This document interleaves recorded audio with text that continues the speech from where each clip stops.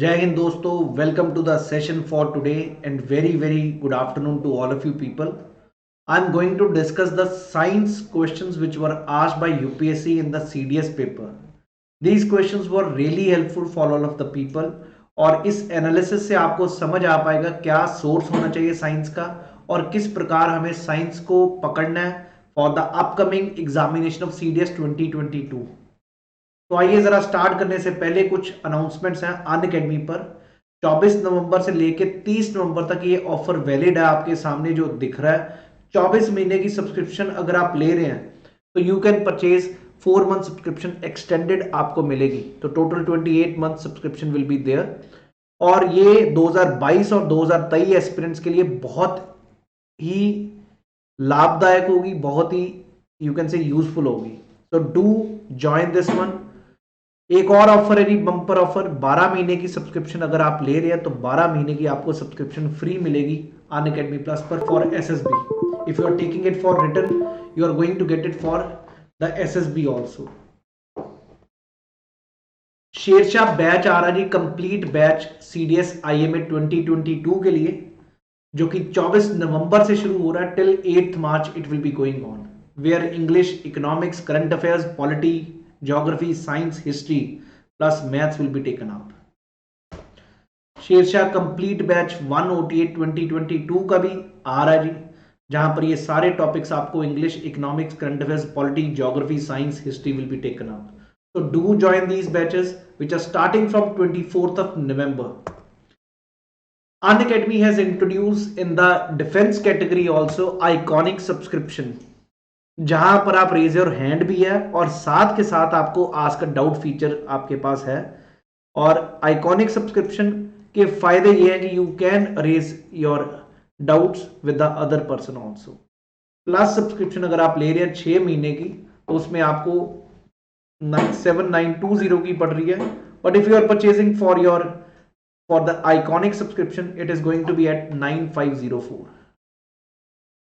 If it is for 12 months it is going to be 11,616. तो 24 months की 16,896। तो जरूर ज्वाइन करिएगा, 10% ऑफ भी पाएंगे जैसे ही आप ये रेफरल कोड लगाएंगे प्रतीक तक्षशिला। आइए जरा क्वेश्चंस देखें जो इस बारी पेपर में थे। ये क्वेश्चन था जी बायोलॉजी से अबाउट वेरिएशंस, जो वेरिएशंस हैं in human being due to reproduction, उसके ऊपर। Variations in is minimum in asexual reproduction, बिल्कुल ठीक है जी। All variations in species have equal chances of survival, that is wrong. There will not be in equal chances of equal chance of survival, there will be difference. तो answer ये B होना चाहिए, not correct. Result in variation ये भी ठीक है, genetic constituent change होंगे उससे होगा। Variants can be selected by environment factor, both. तो बी, चाहे आप नहीं भी पढ़े होते, अगर आपको बिल्कुल लॉजिक समझ आता तो easily you could have answered this question. It was not a tough question. While studying the vegetation of an area like population, community are often used, which of the following statement is correct? A group of organisms of one species living in the same area at same time. A group of organisms of one species living in different areas during different seasons.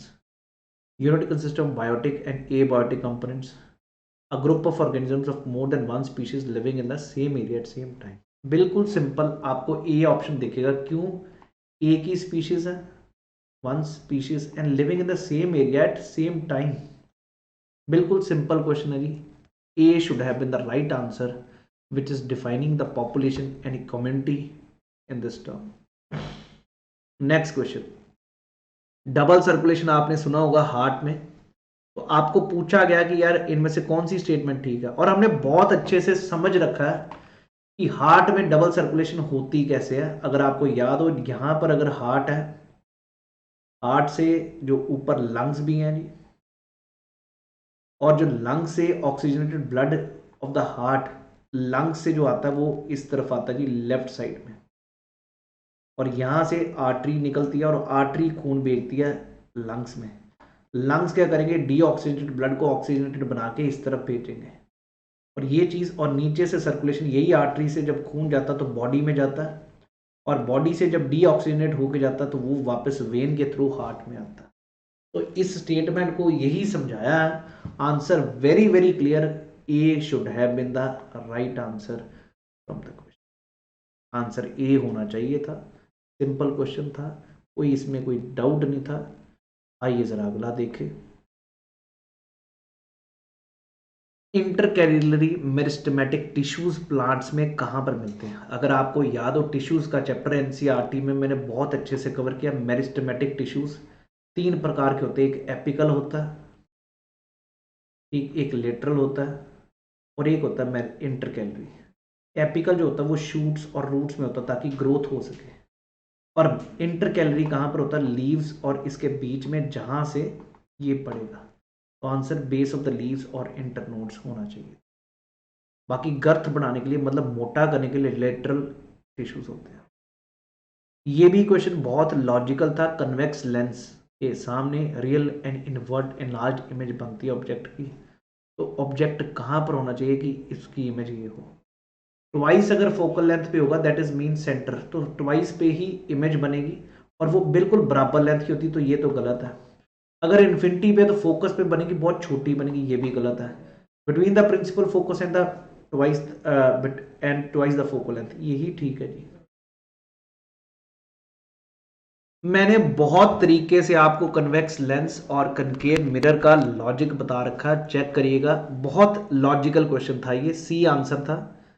किसी ने भी अगर check करना है, इसी YouTube channel पर मैंने lens और मिरर के केसेस समझा रखे हैं, जरूर चेक करिएगा। Magnetic field lines inside a current carrying solenoid are in the form of, ये भी आपके एनसीईआरटी के डब्बे से क्वेश्चन था। वहां पर सोलेनॉइड इस प्रकार बना हुआ है और इस प्रकार लाइंस जा रही हैं, जिससे स्ट्रेट लाइंस।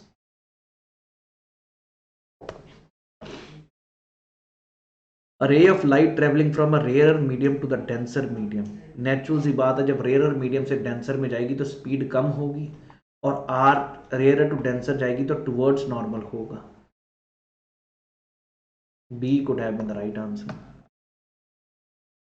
इलेक्ट्रिक सर्किट जिसमें सेल है, एमीटर है और नाइक्रोम वायर की लेंथ एल है, तो उससे पूछा अगर आपने उसकी लेंथ को रिड्यूस कर दिया, पहले तो आपको पता R is equal to rho L by, अगर आपने लेंथ को हाफ कर दिया तो रेजिस्टेंस क्या हो जाएगी? हाफ। तो कहने का मतलब एक सर्किट है जिसमें रेजिस्टेंस अगर हाफ कर दी गई है, वोल्टेज तो बराबर ही है, और आपको पता V is equal to I R तो है ही। और अब अगर इन्होंने कहा वोल्टेज फिर से सेम है और अगर रेजिस्टेंस हाफ कर दी हुई है, तो मेरे भाई आपको कितना करंट को डबल करना पड़ेगा, तभी वोल्टेज सेम रहेगी। तो करंट विल गेट्स डबल।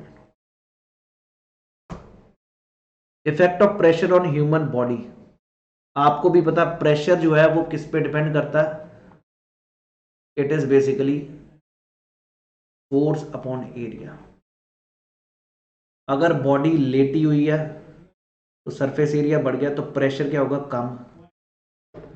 अगर बॉडी सीधी खड़ी है तो सरफेस एरिया कम है, वेट ज़्यादा है, सेम ही है वेट। तो फोर्स अपॉन एरिया, तो स्टैंडिंग के टाइम प्रेशर ज़्यादा होगा देन लाइंग। बहुत सिंपल क्वेश्चन है, क्योंकि आपने कभी ट्रक देखे हैं?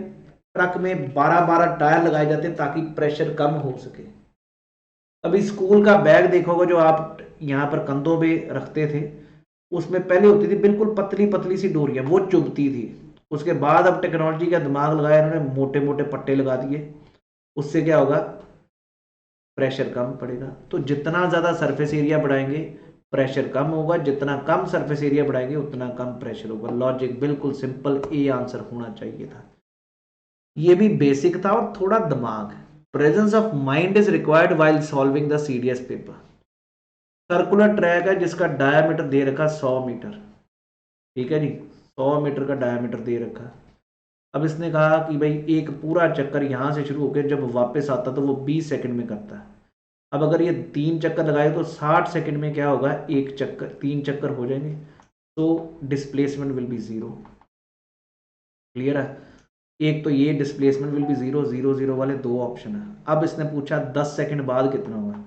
आप 20 सेकंड में पूरा चक्कर लगा रहा, तो 10 सेकंड बाद यहाँ पर होगा डायमेट्रिकली ऑपोजिट, तो टोटल दास्ता कितना हुआ? 100 metre. D should have been the right answer in this question. Universal indicator, it is a mixture of several indicators, that is true. It shows different colors at the different concentration of this thing. Strength of the given base and the solid. Question थोड़ा easy था जी, तीनों की तीनों statement बिल्कुल ठीक है। अगला question भी बायोलॉजी है लेकिन पड़ा हुआ है। जो फंगाई वाली चीज है वो सब यही चीज करेंगी, outside the body and absorbed. Clear है जी, आंसर यहां पर ए ऑप्शन होना चाहिए, यीस्ट, मशरूम, ब्रेड मोल्ड। ये नहीं हो सकता, ये नहीं हो सकता, ये नहीं हो सकता। साउंड वेव है जिसकी फ्रीक्वेंसी 4 किलो हर्ट्स दी है, वेवलेंथ दी है, तो कितना टाइम ये लेगा कि टू ट्रेवल 2.4। आपको दो फॉर्मूले पता होने चाहिए, lambda is equal to c is equal to mu lambda, ये स्पीड ऑफ लाइट है, is equal to mu lambda. ठीक है जी, इससे आप क्या निकालोगे, स्पीड। और जब स्पीड निकलेगी 4 किलो हर्ट्स इंटू 80 सेंटीमीटर, तो आप क्या निकालोगे, इससे आएगी स्पीड 4 इंटू 10⁻³ और 80 इंटू 10⁻²। तो that is coming out to be what, 320 into 10⁻⁻1 मतलब 3200, 3.200। क्या आया आपका, हमने इसको किस में कन्वर्ट किया, मीटर में, मीटर पर सेकेंड 3200। और वहां पर कितना दिया, 2400। क्या दिया ये, किलोमीटर, तो 2400 मीटर। और आपको डिवाइड किससे करना है, how long does it take, speed upon distance, that is coming out to be 2 seconds. अगला क्वेश्चन देखिए, वोल्टेज आपका हुआ 110 वोल्ट और करंट है जी आपका 2 एम्पेयर। और मैंने प्रॉपरली आपको हर बारी बताया, power is equal to V into I, 110 into 2, 22 volt, क्योंकि 0.2 था ये एम्पेयर, तो 22 वॉट आंसर होना चाहिए। Refraction of light when it from one transparent medium to another is due to what? Obviously due to speed of light change होगी, तो उससे होगा। Bus stand and moving with uniform acceleration attains a speed of 20 km/h in 10 minutes. What is its acceleration? Simple question। आपको पता initial speed start 0 से हुई है, तो बस की इनिशियल स्पीड 0 है, फाइनल वेलोसिटी 20 km/h है, और टाइम दिया हुआ 10 मिनट, मतलब 10/60, आर्स हो गया 1/6। अब आपसे पूछा final velocity, v is equal to u plus AT होता है, और इससे आपका एक्सेलरेशन आता है। समझ आ रहा है सभी को जी, तो v कितना, 20/1/6, ये मल्टीप्लाई किया 120 km/h स्क्वेयर है जी। ये सिंपल क्वेश्चन था ये भी। न्यूमेरिकल इतने सिंपल डाले हैं कि anybody who's from 9th-10th class can do it, but अगर प्रैक्टिस की है, अगर आपने कभी ये कॉन्सेप्ट ही नहीं देखे, मैथ से भागी जा रहे हो, तो दिक्कत आएगी आपको। अगला क्वेश्चन देखिए, रिएक्टिविटी सीरीज का ऑर्डर बताना आपने, और इसके लिए मैंने बचपन क्या कम से कम शॉर्ट्स बना रखे हैं, हर जगह पर आपको बताया PSC माजिल। और इसमें ये याद रखिएगा, ये सिंबल नहीं है जो केमिस्ट्री वाले, जान के मैंने ऐसे रखा हुआ। पी से होगा potassium, sodium, calcium, magnesium, aluminium, zinc, iron, lead. अब यहाँ पर क्या मैग्नीशियम पूछा है सबसे ज़्यादा, बिल्कुल ठीक है, उसके बाद एल्यूमिनियम है, उसके बाद जिंक है, फिर आयरन, आयरन Fe होता है।